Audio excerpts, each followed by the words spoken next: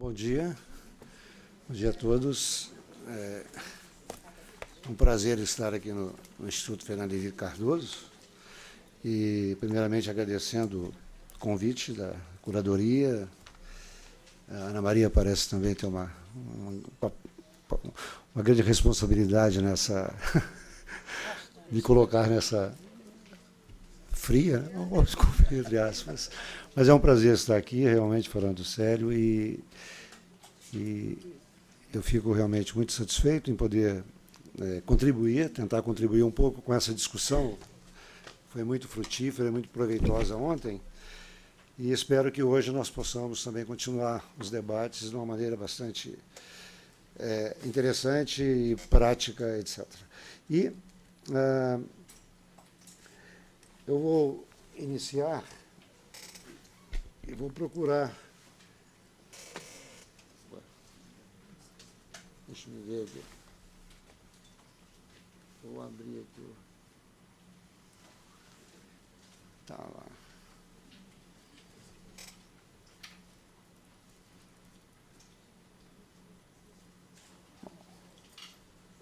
Vocês têm aí o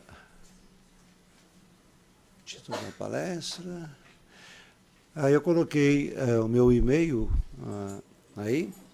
Se alguém quiser entrar em contato para um trabalho profissional, alguma coisa, estamos às ordens, tá?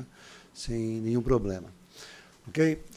Então, o título está em Gêneros Textuais Emergentes, no discurso eletrônico e digital. A gente vai tentar fazer um balanço crítico, mas para chegar a esse... A palavra balanço é uma palavra um pouco complicada nesse sentido aqui, mas a gente vai entender o balanço mais com o sentido de uma análise de alguns, sei lá, que eu posso dizer, nem gêneros, nem suportes, ou alguns termos, alguns verbetes, né, alguns fenômenos que nos serão bastante importantes para, inclusive, colocar como que o conceito que nós temos que se diferencia um pouco dos conceitos que eu ouvi ontem, não é? Então, inicialmente, é a primeira vez que eu venho aqui ao Instituto Fernando Henrique e é uma grande honra estar aqui. E também é a primeira vez que eu me dirijo a um público de não linguistas ou não professores da área de ensino de línguas, mas de uma área de arquivologia. Aprendi bastante ontem, até terminologias, coisas que eu desconhecia, mas acho que os problemas são mais ou menos semelhantes, né? Como definir, classificar as coisas, como é realmente a questão, como conceituar, etc.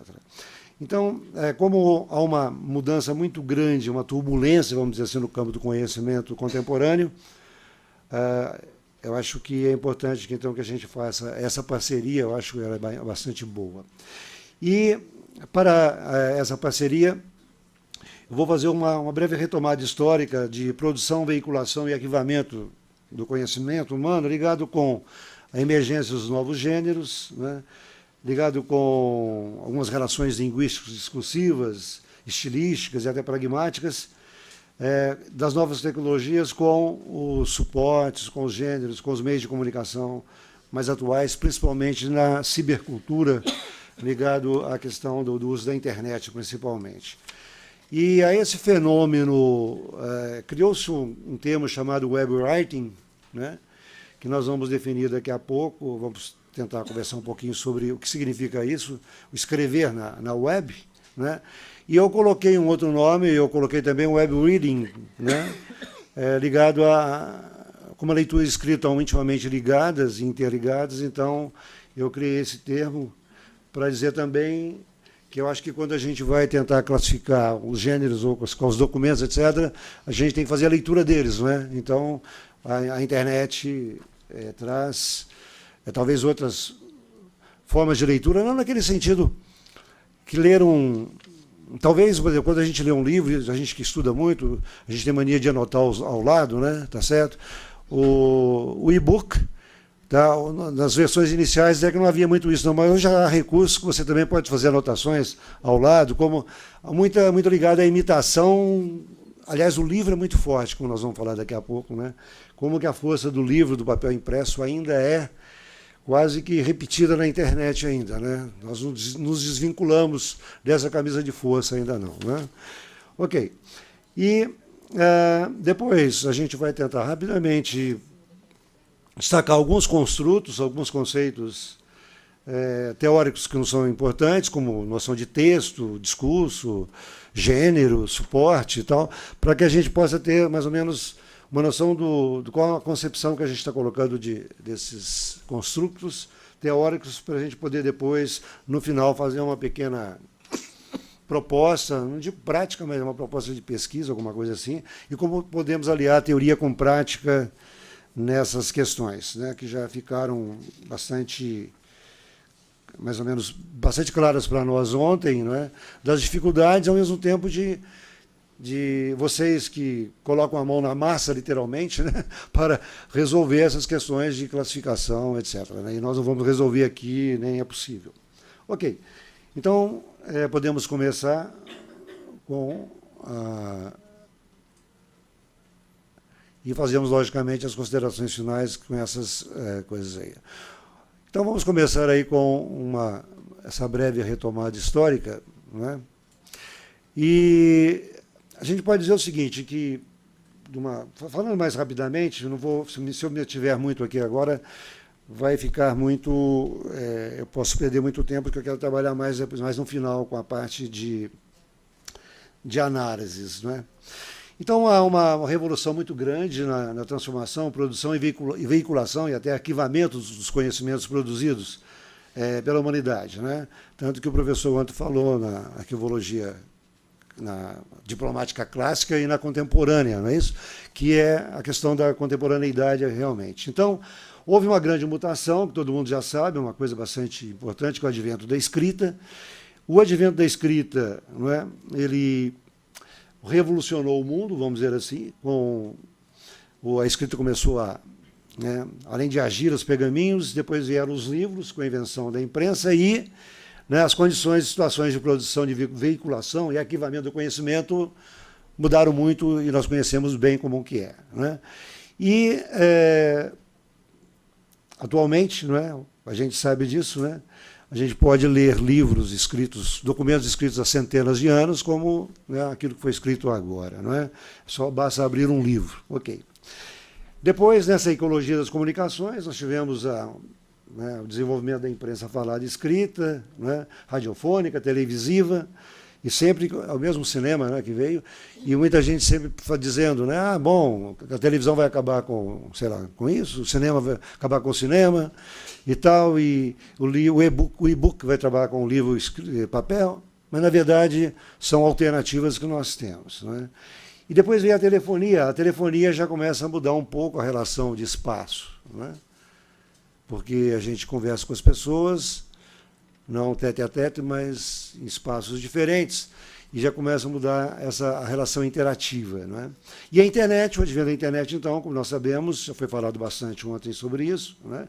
Ela mudou completamente, e a gente chega a dizer, então, que seria uma espécie de volta dialética à oralidade, como que o advento da internet, as pessoas estão... né, basta ver hoje as relações sociais, como é que se passam, né? Em Facebook, em Twitter, etc., etc., como que a oralidade é intensa, uma oralidade interessante, que é uma oralidade teclada, né? Uma oralidade teclada. Então, é uma coisa escrita, mas está muito mais ligada à oralidade do que à própria escrita. Ok. E poderíamos citar uma série de exemplos, que eu já citei um pouco aí, dos relacionamentos, da interação social eletrônica, né, na cibercultura, que ela é virtual, né? E o instrumento básico é o computador e todos os seus congêneres, como os tablets, né, que estão por aí, né, que todo mundo já viu. É até bonitinho brincar com aquilo, né? É uma brincadeira interessante. Ok. E as consequências disso, né, nós podemos destacar algumas consequências, é que, de uma certa maneira, essas práticas discursivas atuais, elas estariam, né, modelando a face da sociedade moderna ou pós-moderna, como queiram chamar, né, sem discussões do pós-modernismo e da pós-modernidade, melhor dizendo, ou da modernidade, e são por elas modeladas também, né, essas práticas discursivas. Então, o e-mail mudou né, na correspondência pessoal e mesmo comercial. O chat transformou a conversação face a face, né, presencial, síncrona, espacial, para uma temporalmente pode ser igual, mas espacialmente ela é diferente, e, né, onde nós não temos a oralidade, mas que eu falei agora há pouco, o teclar, né? Muito bem. E começou com a telefonia e agora é muito forte com a internet, com o uso do computador e os congêneres. Bom, outra coisa importante é que isso veio nos trazer realmente um grande problema, né, ligado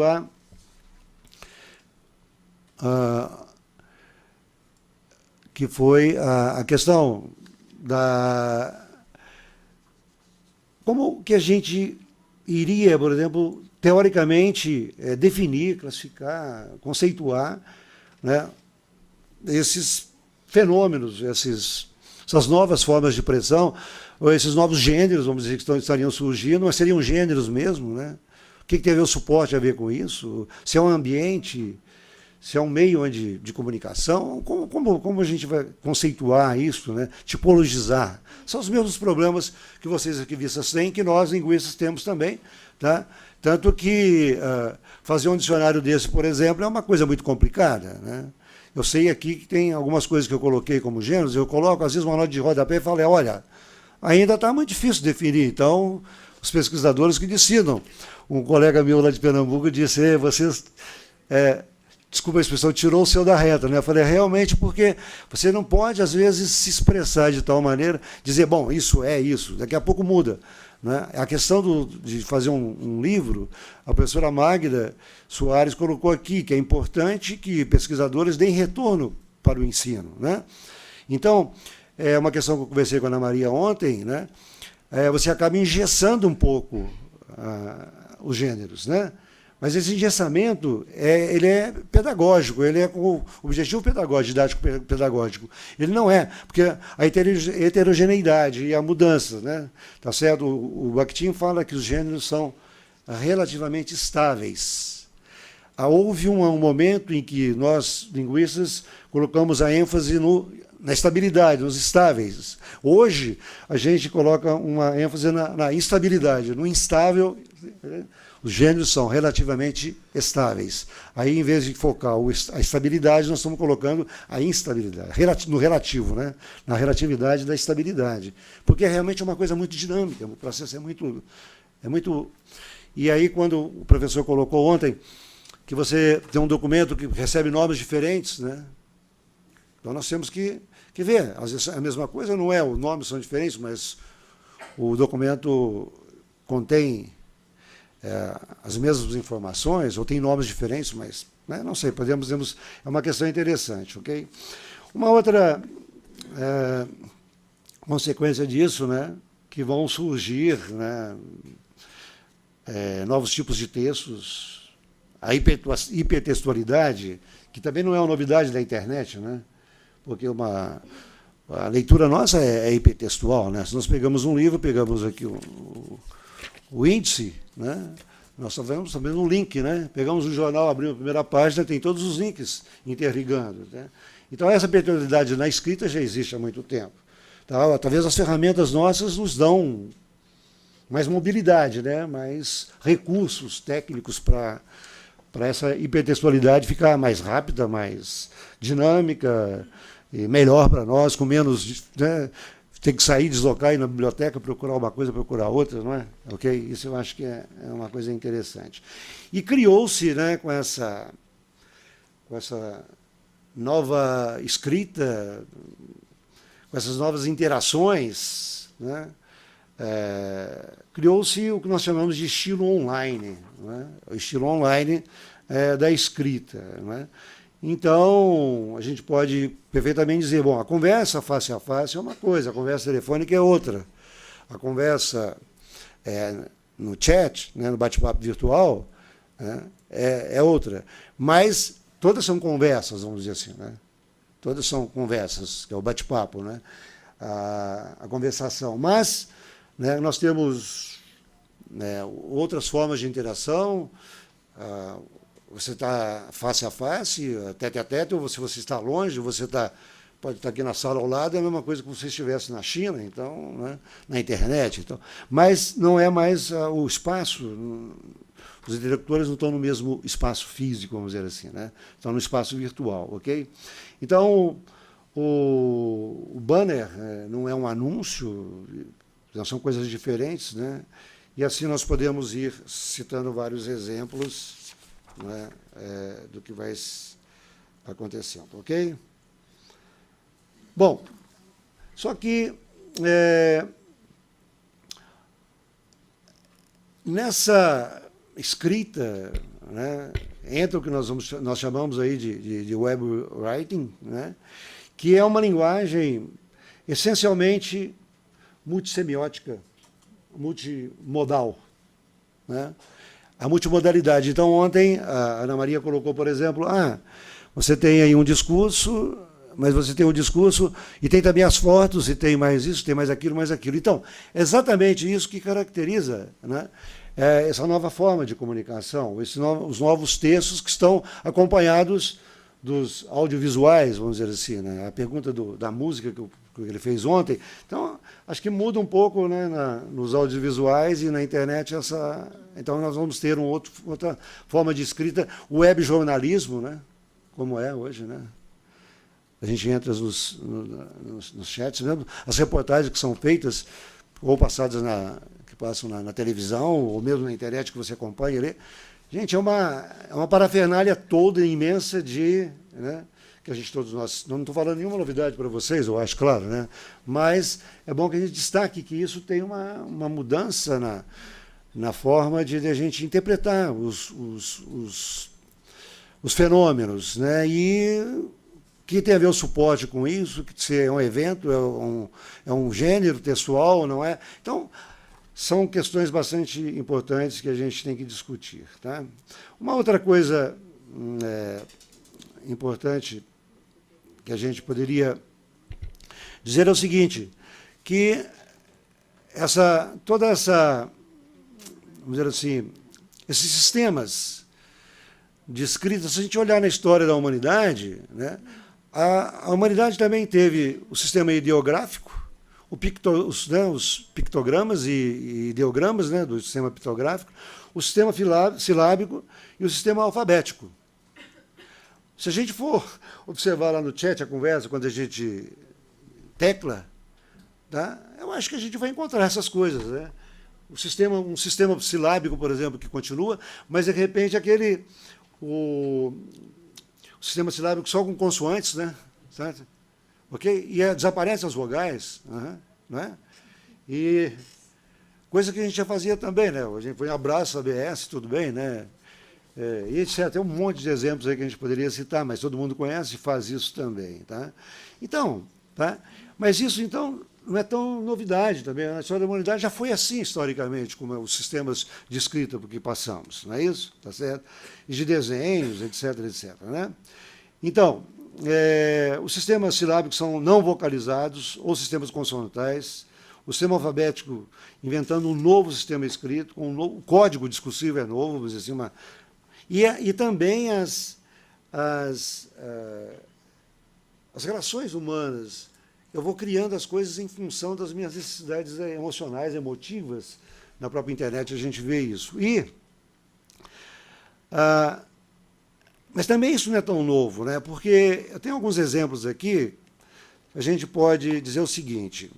Na história da escrita, né, por exemplo, os primeiros textos alfabéticos não separavam palavras, né? E mais, os espaços em branco entre as palavras, a pontuação, os parágrafos, a divisão em partes ou capítulos, índices, sumários, notas de rodapé, rede de remissões em dicionários ou enciclopédias, já constituem um processo lento de construção de recursos editoriais. Então, é uma coisa que foi se processando aos tempos. Tá? Então, essa hipertextualidade do índice, da remissão, nota de rodapé, né? Coisas que já existem há muito tempo. Né? E uma outra coisa, né? O homem foi criando, inventando discursivamente sistemas de escrita, como eu falei agora há pouco, os pictóricos, ideográficos e alfabéticos, e recursos editoriais, né? Então, por exemplo, surgiram novos gêneros. Romance, por exemplo, surgiu após a Idade Média, né? Depois das novelas de cavalaria vieram os romances, né? Em prosa. Aí, os contos, as novelas que vieram, né? Então, os recursos de escritura foram, para o discurso estético, os escritores foram criando, não é? E também, hoje, adolescentes todos criam uma série de sistemas de escrita para começar na internet, né? Isso, no chat, etc, etc. Ok. As histórias em quadrinhos, né? As tirinhas, esse aliar charges, né? Buscaram muito essa inter-relação de escritura, né? E mais o que? Recursos gráficos, né?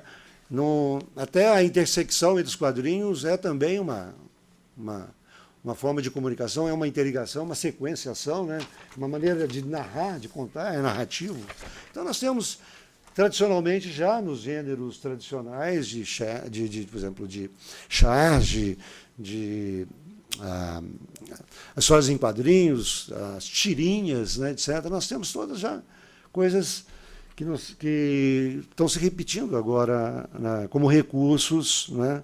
Então, o que a gente tem é o seguinte, os web writers, né, nós como escritores da internet também estamos, né, revolucionando esse ciberespaço, né?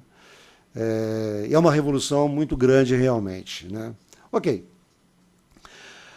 Então, mas todo esse conjunto de mudanças, que não é novidade para ninguém, esse conjunto de mudanças, ele estaria ligado, né, a esses conceitos aí eles são, né, essas necessidades comunicativas, discursivas, linguageiras, né, são extremamente, a gente diria, líquidas, voláteis, né, híbridas, nômades, né, fluidas. Então, essa ideia, né, eu acho que aí vocês têm um pouquinho do que eu... para mim está mais difícil ler lá do que aqui.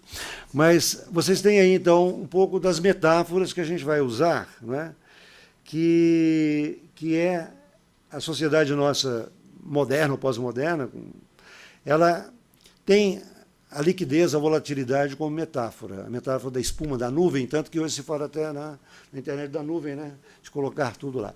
Então é uma característica da contemporaneidade, a volatilidade, o nomadismo, o hibridismo, quer dizer, que as interlocuções entre espaços do mundo físico e digital, a hibridização das linguagens, uma linguagem essencialmente multissemiótica, né, a multimodalidade. O nomadismo, hoje na hora do café a gente estava falando do nômade, né, professor? Exatamente. Nós que vivemos mudando de lugar e fazendo coisas e corremos para lá e para cá, né, nós não paramos. Então, não parar é uma coisa muito dinâmica e que vai mudando. E nos vai mudando também, né, a nós mesmos. Então, é um pouco dessas metáforas aí que nós temos, né, no mundo digital, né, tá certo? E essa ideia, né, a Santa Ela chama a isso tudo, né, que nós chamamos aí de ecologia midiática. Ela diz, né, quando uma nova mídia é criada e socialmente introduzida, adotada, adaptada e absorvida, ela faz crescer em torno dela práticas e protocolos sociais, culturais, políticos, jurídicos e econômicos.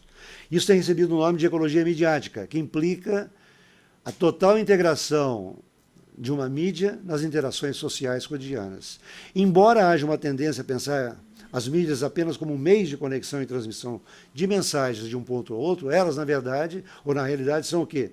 Elas alteram de modo significativo os ambientes em que vivemos e a nós mesmos como pessoas. Então, essa transformação da contemporaneidade, essa modernidade ou pós-modernidade, isso é fundamental justamente por essas características do nomadismo,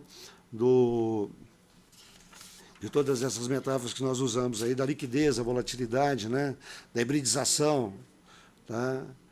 E a Begelman também diz, de outro lado, o seguinte, agora nós temos uma outra questão, né, que é o seguinte, ok, eu falei agora há pouco que as mudanças são grandes, Mas o livro, né, o livro tradicional, como nós conhecemos, o livro em papel, tá, ele ainda é muito forte, né? Ele é muito forte na maneira como os textos circulam na internet. Vamos supor, o formato papel, a escrita, ela é quase que um modelo ainda que não foi, né, mudado muito, porque você olha, você vai... Por exemplo, aqui, né, eu tenho um recurso tecnológico muito bom, eu não estou usando nem PowerPoint, eu não estou usando, né, mas é um recurso que eu já projeto, né, que se fazia antigamente com outros recursos, né? Se eu projeto aqui, o que eu vou dizer, o esqueminha, ou uma citação, fica mais fácil. Mas é um texto que está aqui, né, no papel igual, né? Só amplia um pouco a letra, vai ter um recurso da fonte que aumenta e tal. Também, mas então não houve, né, ainda muita mudança, vamos dizer assim. Nós temos que pensar, talvez, os textos novos que estão surgindo, novos documentos, vamos dizer, usando o termo de vocês, novos documentos ou novos gêneros textuais, tá, da escrita ou da oralidade que possam estar, né, sendo inventados, criados, novos gêneros que estão surgindo com o nascimento de outros recursos tecnológicos ou técnicos, etc, etc. Ok? Então,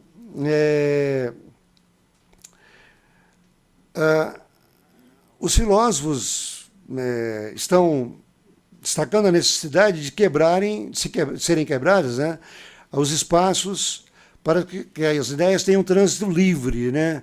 Ou seja, a metáfora do líquido da espuma como imagem de livre trânsito das ideias, das linguagens, das imagens que atravessam. Mas Bergman diz o seguinte: as telas de qualquer site dispõem páginas, critérios biblioteconômicos de organização do conteúdo que regem os diretórios, como o Yahoo, e a armazenagem de dados é feita de acordo com padrões arquivísticos de documentos impressos, seguindo à risca o modelo de pastas e gavetas.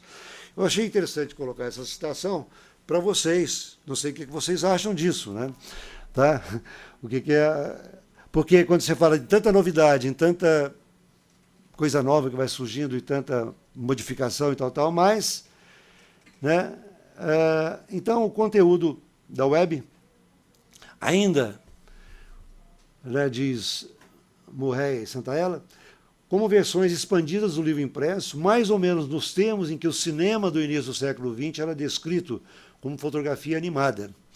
Então, quando surgiu o cinema, com os irmãos Lumière, né, lá na França, no final do século XIX, então, no início do século XX, o cinema era o quê? Era uma fotografia animada. E são duas coisas bem diferentes. A fotografia é uma arte diferente da arte cinematográfica, né? Tá? Então, especificada, evidenciando a ignorância, diz ela, das especificidades de linguagem da nova mídia de então, que é o cinema. Tá? Então, ainda há uma crítica que, apesar de toda essa evolução, essas mudanças, etc., etc., né, nós estamos ainda muito ligados à cultura da escrita, né? E temos essa ideia ainda que, muitas vezes, os textos que circulam na internet, quando o professor falou ontem, né, que a gente sabe, quando você simplesmente joga para a internet, põe na nuvem, põe onde a gente quiser, um conjunto de dados, o que nós temos? Né? Nós temos alguma coisa que foi, no sistema binário, né, de transformar em algo que você depois acessa e volta à escrita, mas são textos que estão aí nos livros, são textos que são digitalizados para colocar lá. Né? Mas nós temos que ver a questão dos novos textos que vão surgir, novos gêneros textuais que estão surgindo. Essa é uma questão. Tá? Então pode ser que a grande parte do conteúdo hipertextual disponível não passe ainda de uma massa de textos e imagens clicáveis, né? Você clica e recebe, que reitera as convenções formais de organização do volume impresso, trocando, na velha divisão do índice em capítulos, a referência ao número e a página pelo link. Então, a gente não vai falar muito desses textos clicáveis, que você chega lá e você pega um artigo de um professor, clica lá em PDF, você pega ali o artigo, mas não é nada, é um texto que está na internet, mas não é um gênero novo da internet, não é um novo. Só porque foi para a internet, não é um gênero novo, continua a ser um artigo científico mesmo. Né? Então, é um pouco dessas questões aí que a gente gostaria de destacar, ok? E a necessidade, então, do quê? De se, como diz o Chartier, né, de fazer a abertura do texto. Né? E essa abertura do texto, sabe que eu coloquei ela aqui? Deixa eu ver uma coisa se está quieta, né? A citação dele. Não, ele fala, ele fala em abertura do texto, ele diz que... onde que está? Não, tudo bem, a ideia é essa. Que o texto tem que se abrir, né? E a abertura do texto... Vamos lá, onde que eu estou? Me perdi? Tá, ok. Então, a abertura do texto para nós significa o quê? Né? Que numa cultura híbrida, a hibridização, que a gente fala das linguagens todas, então, entender essa cultura híbrida e híbrida como o processo de web writing e web reading, né?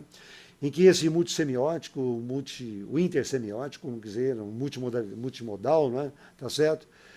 Então, aquilo que pode ser lido, visto ou escutado é o web reading, né? E o web writing, né? É exatamente que a gente vai ter uma multi-escrita, por exemplo, multimodal, multissemiótica, em que som, cor e imagem, né, também são dados da escrita, são importantes. Aqui tem eu analiso no dicionário como chama? Uma charge, né? Uma charge que eu analiso aqui, e essa charge, né, ela foi, então eu pedi até para a Autêntica acho que na primeira edição, na segunda, ela não colocou colorida, né? Não. Aí, se você pegar essa terceira edição que vocês compraram, eu pedi para colocar colorida, porque as cores são fundamentais aqui na interpretação da charge, na leitura da charge. Vocês podem ver que eu faço uma análise dela aqui. É uma charge bastante interessante, na época da Fome Zero do Lula, né, aí o Carlos criou um termo fome fashion, né? Porque estava acontecendo em São Paulo aquela semana de moda aqui em São Paulo, muito famosa, né? Como é que chama? São Paulo Week... Fashion Week, hein? Aí saiu o programa de Fome Zero, né? Você se lembra direitinho disso, né? E aí a ideia era, né? Você não pode gastar o dinheiro com o quê? Aí falava assim, né? Nada de iogurtes, nada de refrigerantes, né? E bolachas, etc., né? Isso, o representante do governo falando para aquela mulher lá no interiorzão da Paraíba, do Pernambuco, né, no agreste pernambucano, e que de pastinha e tal, de gravata, e lá falando com ela, né, ela num casebre todo assim, o sol, e a terra batida, a terra rachada pelo sol, aquela coisa, e do outro lado você tem, né, alguém lá falando para modelo, ó, nada de bolachas, iogurte, etc, etc. Né? Então, é muito interessante essa charge, né? Muito interessante. Mas, se você analisar só, por exemplo, o enunciado, né, o mesmo enunciado dito pelo representante do governo e o enunciado dito por aquele cara, eu não sei, como é que chamam essas pessoas que cuidam das modelos, né? Eu não sei, né? No modelo, até o jeitinho dele, sabe, com uma piteira assim, né? Na mão, meio desmunhecado e tal, aquela coisa toda. Então você vê que ele coloca sem nenhum preconceito, não estou falando aqui, mas como ele faz, né, o Carlos faz, é uma coisa muito legal. E a cor é importante, né? Porque o rosa, pink, vamos dizer assim, o pink, está lá no ambiente dos modelos, e está lá aquele sol escaldante de uma terra rachada, né, esturricada do Nordeste brasileiro. Então, é importante que a cor esteja aqui. Tá? Então, isso já existe na imprensa tradicional aí, e na web, então, muito mais forte, né, esse web writing. Né, okay? Então, eu acho que a questão um pouquinho é despertar um pouco que a escrita e a cor, o som, tudo que estiver envolvido com o documento, é importante na análise do documento para classificá-lo.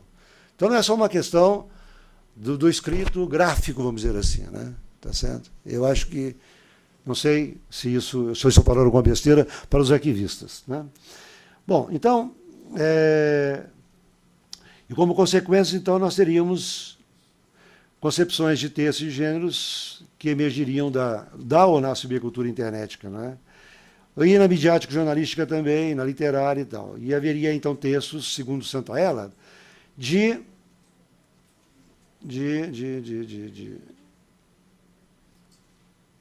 uma cultura promotora e promovida por processos de reciclagem, emulação e fragmentação que implodem a linearidade da página em prol de um texto diagramático.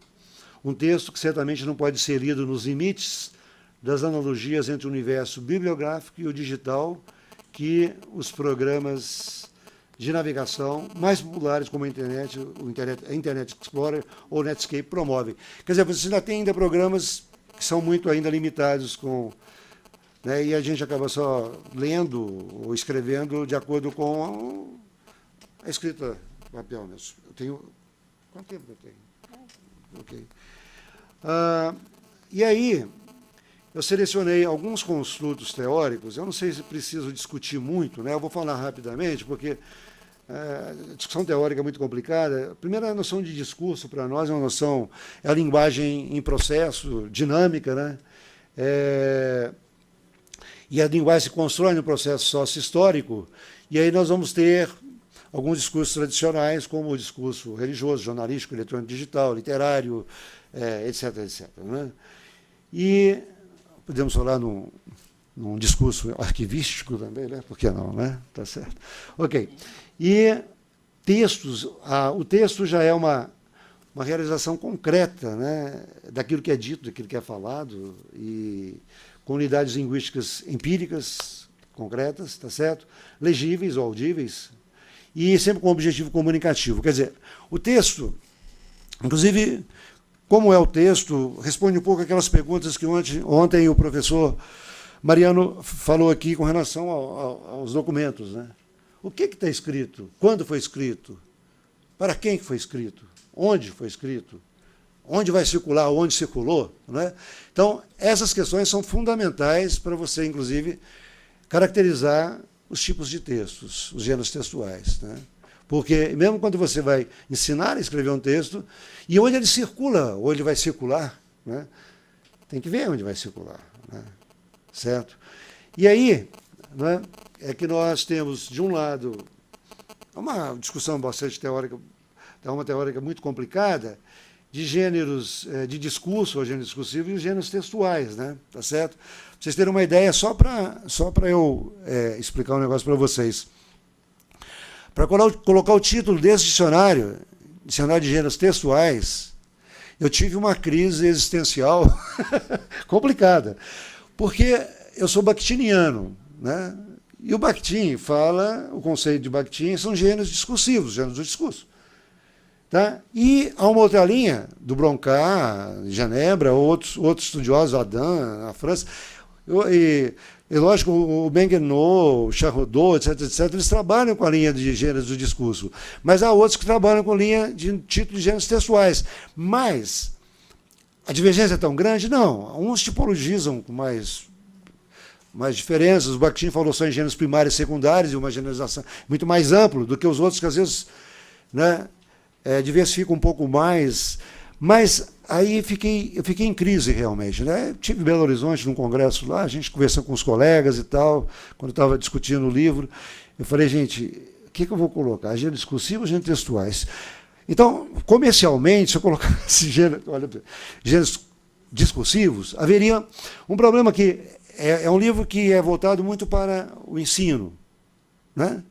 Muito para o ensino, quer dizer, o professor tem uma referência para ele buscar, e agora estou vendo que a arquivologia também se interessou por isso, quer dizer, buscar algumas definições, alguns conceitos, algumas coisas que podem ajudar, né, na discussão da tipologização dos arquivos, dos documentos que vocês têm. Aí, mas na escola só se fala em gêneros textuais, né? Gêneros de texto. Então, o texto é muito forte. Então, o título ficou Gêneros Textuais. Tá certo? Porque é um que atinge mais, eu acho que as várias categorias que trabalham com essa questão ou de ensino, ou de ler, ou de arquivar textos. Então, é uma questão complicada. Tá? Teoricamente, sabe, tanto que eu fiz uma introdução teórica nele, em que eu discuto um pouco essa questão, deixo bem claro, né? Procuro deixar bem claro, se está bem claro eu não sei, mas que é bom que a gente tem que pisar em ovos, né? Ficar meio... Porque senão as coisas se complicam. E a academia é muito enjoada, viu, gente? Vocês não sabem o que é academia, ou sabem. Né? Vocês fizeram, quem trabalha lá, ou quem estuda, quem faz mestrado, doutorado, sabe o que é isso. Né? Mesmo a graduação, né, com essas iniciações científicas hoje. Então, mas aí nós... o Travalha, tá? O Travalha é da Universidade de Uberlândia, tá? Vocês podem até procurar na internet, vocês acham os textos dele, e a gente pode dizer o seguinte, né? Que os gêneros textuais, eles são de uma imensidade, eles são, vamos dizer assim, infinitos. Okay? Então, a grande dificuldade de polarizar. Diferente dos tipos textuais, para nós. Então, veja a questão de gênero e tipo, a gente tem um outro conceito. Né? Porque quando a gente fala em gênero, por exemplo, se você pegar a correspondência epistolar, você tem, né, carta, ofício, requerimento, e-mail, e vai listando bilhete, né, vai listando uma série deles. Aí você pega na academia, vamos ver se no mundo acadêmico nosso, no mundo... Quantos gêneros nós temos, né? Discurso científico, artigo científico, é tese, dissertação de mestrado, é tese, é ensaio, né? E assim vai, a gente pode listar imensidades. Né? Mesmo no cotidiano, né, na fala, você tem a anedota, tem a piada, tem, né, tem o causo, né, o relato, né, os mineiros chamam de causo, né, que é o famoso casos, as fofocas, etc. Né? São todos do mundo da oralidade. Agora, e os tipos? Não, os tipos a gente pode até reduzir numa meia dúzia deles. Né? Você pode falar um tipo textual como... Ele pode ser narrativo, descritivo, né? Opinativo, dissertativo. Né? Ele pode ser injuntivo ou instrucional. Essa injunção é mais da interação bem face a face. Né? E o instrucional está muito nos regulamentos, nessas normatização, que a gente fala nas normalização, você tem as normas, etc, etc, ok? Então, o trabalho ainda aumenta um pouquinho, porque ele coloca os tipos, ele coloca, onde que está? Deixa eu colocar aqui embaixo, aqui, ó. Ainda coloca, ainda, além desses que eu falei, do descritivo, dissertativo, injuntivo, narrativo e tal, ele separa o texto argumentativo em stricto sensu e não stricto sensu, ele nem fala em lacto sensu, né? Fala do preditivo e não preditivo, fala do mundo comentado ou mundo narrado, uma coisa muito da análise de discurso francesa, né? E do Menguinot tem muito, do Charrodot também, tá certo? Fala também, ele separa no tradicional, o lírico épico dramático, que é o meio da literatura, que a gente sempre estudou isso, né? O literário, não literário, humorístico, não humorístico, né?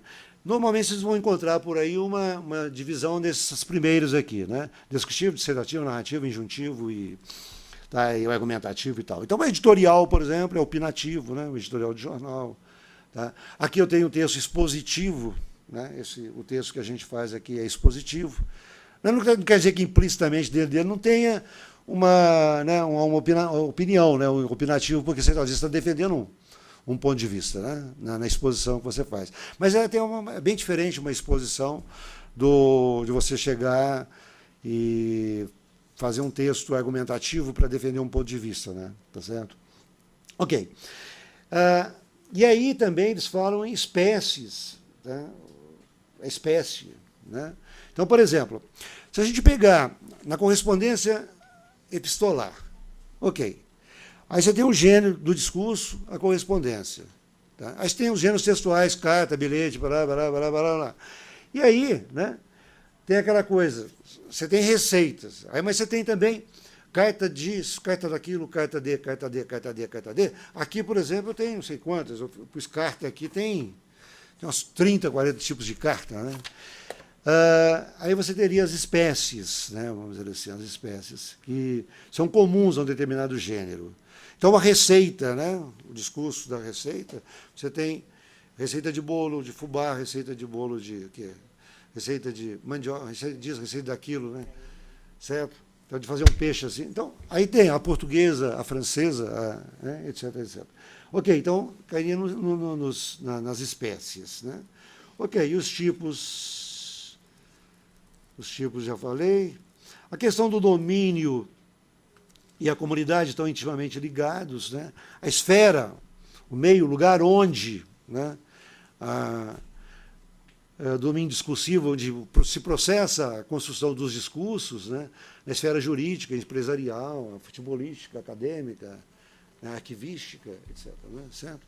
E, de outro lado, a comunidade discursiva, que está ligada com o domínio, justamente... os domínios discursivos se passam numa comunidade, né, que é uma comunidade internet, empresarial, estudantil, acadêmica, etc, etc. Tá? Ok? Assim, rapidamente, porque senão a gente... E a questão do suporte, eu peguei uma discute, né, vocês podem, nesse link aí, vocês vão encontrar, a Ana Maria Basquileu lá, tem uma boa discussão sobre suporte, mas está muito em aberto ainda, né? Tá certo? Ele diz que, então, o suporte é um lugar físico ou virtual, um locus, né, que ele chama de locus físico ou virtual. Né?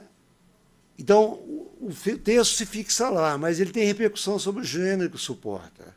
Mas essa repercussão está muito ligada à coisa mais social, na interação que se dá. Tá? Então, o suporte, tá, é uma superfície física que suporta, que fixa e mostra um texto. Então, ele é um lugar físico ou virtual, de um formato específico e que serve para fixar e mostrar o texto. Tá? Mas, esse portador de texto, não no sentido simplesmente de um meio de transporte, um veículo, né? No sentido estático, mas no sentido dinâmico do... Ontem você falou, havia realmente um discurso escrito naquela placa? Ou era homenagem? Não, é o diploma. É.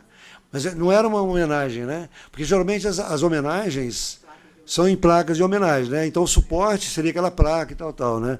E lá havia, então, um diploma mesmo, né? Em placa, né? É, porque você pode ter o pergaminho, você pode ter o papel couché, pode ter uma série de suportes, vamos dizer assim, né?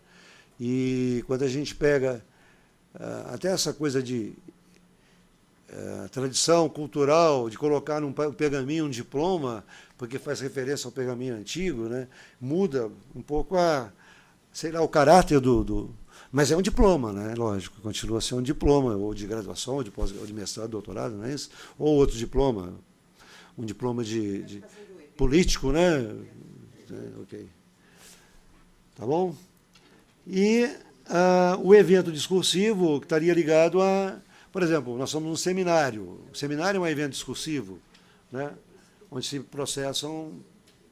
processa vários tipos de produção de texto, há por aí, né, o simpósio, sei lá, um congresso, né, etc, etc. Ok?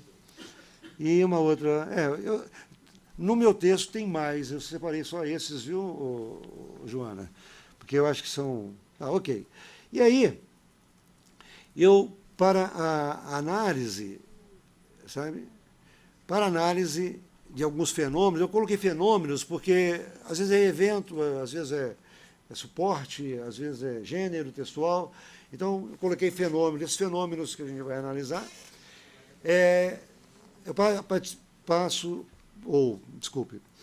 eu parto desses dois princípios aí, da diversidade e heterogeneidade dos gêneros, que é o princípio básico bakhtiniano, né? E do princípio metonímico da linguagem. Parece que ontem a Sônia falou qualquer coisa. Eu tive que sair para o banheiro, mas eu cheguei, ela estava falando disso, eu não sei bem o que ela falou. Mas que é a transformação realmente. E a homonímia também, que falaram também, você falou na homonímia. Meu Deus, só isso. Ok.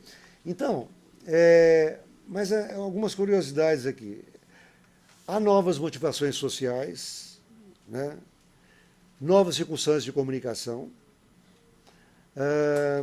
novos suportes, então, que vão, né, provocar a emergência de novos gêneros. E esses gêneros textuais, né, estão sempre em movimento perpétuo, já falei disso, né?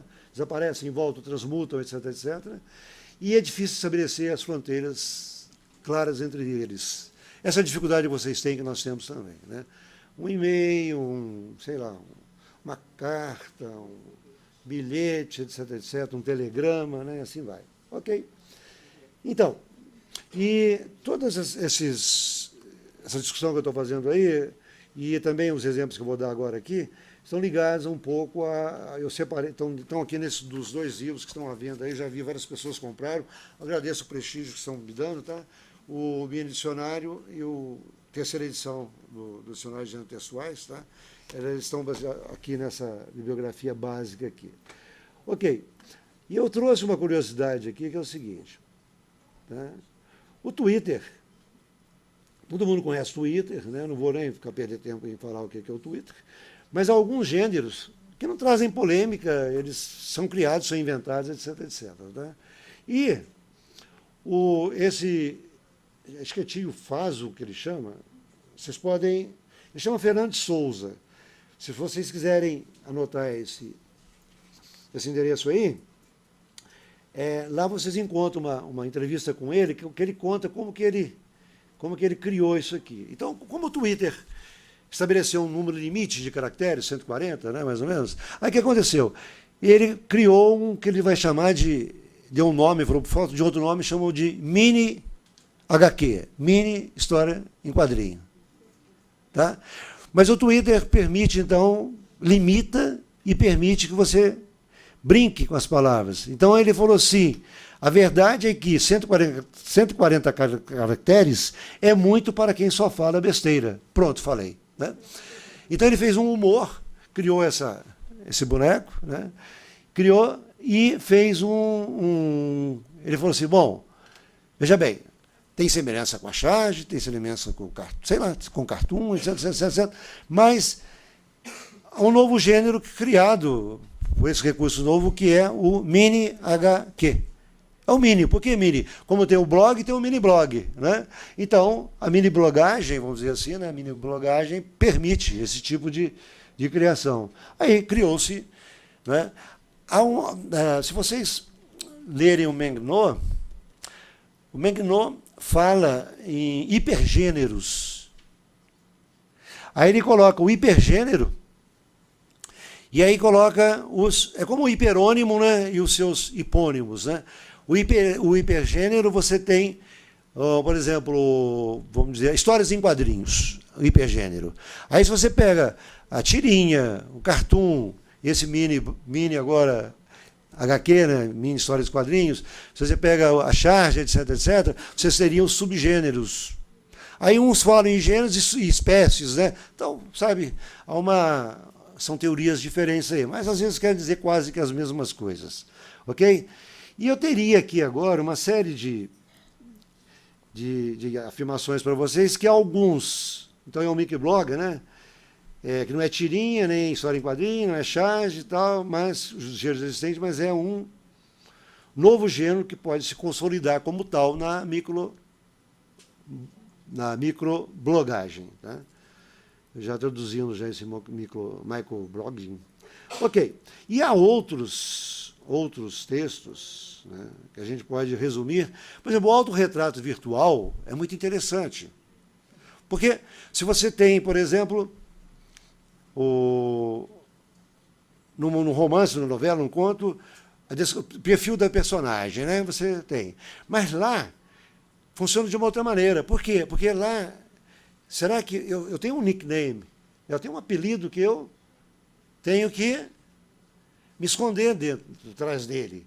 Né? Então vai depender do tipo de interação que eu vou ter, as informações mais detalhadas ou menos detalhadas eu vou passar. Né? Se eu estou afim de fazer uma paquera na internet, talvez eu coloque outras coisas, nem sou eu, mas eu vou lá para poder, né, paquerar uma moça lá, qualquer coisa assim. Agora, Então, essa questão do perfil não é simplesmente um autorretrato, né, que saiu do mundo real para a internet. Porque a internet tem outros elementos que são importantes, outras coisas importantes, que vão realmente alterar a maneira de produzir, né, o texto. Então, no finalzinho, eu digo assim, todos os elementos que estão atrás aí, o objetivo, né, o modo de interagir, as estratégias virtuais, as verdades virtuais, uma mentira virtual, vamos dizer assim, né, vamos chamar disso, tudo isso, né, a gente pode dizer assim, todos esses elementos transformam a construção linguístico-discursiva, as propriedades discursivas desse gênero, num estilo ficcional sui generis, um misto de real e ficcional, de referencial e verossímil, ou seja, uma espécie de autobiografia instável em que há uma identidade entre autor, narrador e personagem construída numa linguagem plena de subterfúgios e modalizações. Então, é fundamental o estilo do texto para se dizer, bom, esse é um gênero, é um novo que surgiu, não é? Tá certo? O fórum eletrônico, né? Ele tem elementos que vão nos levar a dizer, bom, é um novo gênero diferenciado do fórum tradicional. O menu, né, a barrinha lá também. A netiqueta vem até do francês netiquette, né, que eles inventaram. Inventaram também a tuitiqueta, né, que são as regras para você, sabe, twittar, para você, né, entrar na net, né, na etiqueta de net. E vem as regrinhas, etc., que estão ligadas ao quê? À etiqueta tradicional. Tá? E a Wikipédia? A Wikipédia também é uma enciclopédia diferente, porque ela trabalha com a ferramenta Wix, né? Vocês conhecem, de rapidez e tal. Mas ela tem uma característica bem diferente da enciclopédia tradicional, que você entra lá e você vai alterando o verbete, a seu bel prazer, do jeito que você quiser, não é? Você vê cada... A gente entra, às vezes na Wikipédia, a gente assusta, né? Que tem coisas que, né, são muito mal definidas, etc., né? Não tem muita pesquisa, é muito livro, e ela é bem... então, são coisas bastante interessantes aí para a gente pensar, né? Tá certo? Agora, uma coisa... Você me daria mais uns 5 minutinhos? Só para eu destacar uma coisa importante, que é o seguinte. A questão do... nós teríamos, por exemplo, uma série de gêneros que estão aqui, inclusive, a partir do radical cyber, né, que nós falamos ciber em português. Então, cibercomentário, ciberconferência, ciberconversa, ciberdiário, ciber isso, ciber aquilo, né? Ou né? O e-book, e-anúncio, e-book, e-cartão, e-diário, e-mail, e-zine, né? etc., etc. E que a gente precisa tomar um cuidado se esses is, só prefixação disso, colocar um i ou colocar um ciber, se isso aí realmente já transforma num novo gênero ou não. A gente tem que... É uma questão da tipologia novamente, tá certo? Mas veja bem, um cartão virtual, que hoje a gente manda muito, né, de aniversário, etc., realmente ele tem recursos que o diferencia muito do cartão tradicional, né? Se bom é que às vezes a gente tem alguns cartõezinhos com musiquinha também, etc., né? Então, ok. E tem o blog. Nossa, a discussão do blog, então, gente, a gente teria que ficar um tempão discutindo esse blog. Mas o blog, em certo momento, ele é o quê? Em certo momento, ele é realmente um ambiente onde há outros textos que circulam, outros gêneros textuais que circulam. Mas o blog tem uma característica interessante, que ele é um gênero, para mim, eu acho, tem pessoas que não concordam, é uma discussão bastante séria aí, porque ele produz um discurso. Né? Começou com aquele discurso diário íntimo, pessoal, etc., depois virou blog profissional, ou vários blogs jornalísticos, etc., que embora você tenha vários textos de opinião, tem editorial, tem isso, tem aquilo, mas você tem um discurso total e tem alguns elementos importantes que fazem, né, o blog ser um gênero do discurso, talvez não um gênero textual específico, mas com vários gêneros textuais dentro. Gente, é uma coisa complicada, tem que se discutir muito isso ainda. Tem uma aluna minha de mestrado que ela fez um blog humorístico. Ela falou assim, blogo, penso, blogo, logo existe, uma coisa assim que ela escreveu. E aí ela discute o blog e defende como gênero. Tem que ler mais profundamente, que lá tem que rever. E a questão do e-mail. A questão do e-mail é interessante. Se eu te perguntar para você, qual é o seu e-mail? Né? Não sei se vai me passar, mas, né? Mas aí tem a questão do endereço eletrônico, que é uma coisa. Né? Você pode ter um e-mail, um Outlook, onde, por exemplo, circulam os e-mails. Né? Os e-mails de todos os tipos, que podem ser o e-mail, que é diferente de carta, é uma coisa da correspondência pessoal, que eu escrevo um e-mail para o outro, que é um gênero, mas pode ser também, tá, o outro ambiente lá, o lugar onde, o suporte, desculpe, um veículo onde você transporta vários tipos de outros gêneros. Né? Então você tem que ver de que você está falando, qual é o seu e-mail, ou eu recebi um e-mail hoje, né? Tá? Ou alguém me mandou um artigo científico por e-mail. Né? Agora, a mensagem que a pessoa escreve ali, o attachment, tudo bem, mas ele tem esse recurso lá, mas da ferramenta, vamos dizer assim, né? Ok. Então a gente tem que pensar um pouco nessas coisas, ok? Bom, e assim por diante eu poderia ir, né?